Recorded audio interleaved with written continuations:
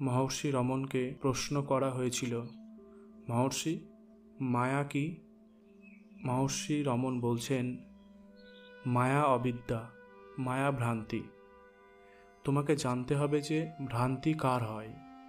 ভ্রান্ত হতে হলে কাউকে তো তোমার ভিতরে থাকতে হবে যে ভ্রান্ত হবে। ভ্রান্তি এক প্রকারের অজ্ঞান।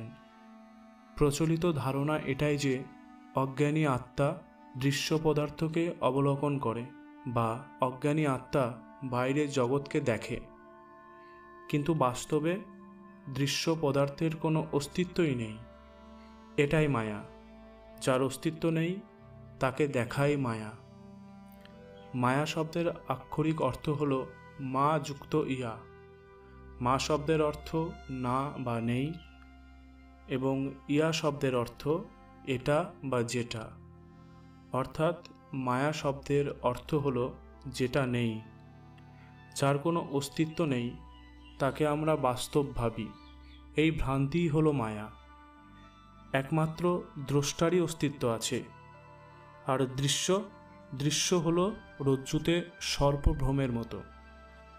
আমরা যা দেখি তা সত্য নয়, সত্য অন্য কিছু। তাহলে মহর্ষি, সত্য কি? সত্য বস্তুর সর্বদাই সত্য হওয়া আবশ্যিক। সত্য সর্বদা অপরিবর্তনীয়। সত্য নাম এবং রূপের অধীন নয়, বরং নাম এবং রূপের মূল। সত্য সমস্ত সীমানার আধার, কিন্তু নিজে অসীম। সত্য বন্ধন রহিত। সত্য স্বয়ং সৎ, কিন্তু অসৎ বস্তুর আধার। সত্য সেই যার সত্তা আছে। সত্য অনির্বচনীয়। বাণীর দ্বারা একে প্রকাশ করা সম্ভব নয়। ব্রহ্ম সত্য, জগৎ মিথ্যা, জীব ব্রহ্মই না পর। ইদম এব তু শাস্ত্রমিতি বেদান্ত ডিন্ডিম। অর্থাৎ ব্রহ্মই একমাত্র সত্য, জগৎ সবই মিথ্যা।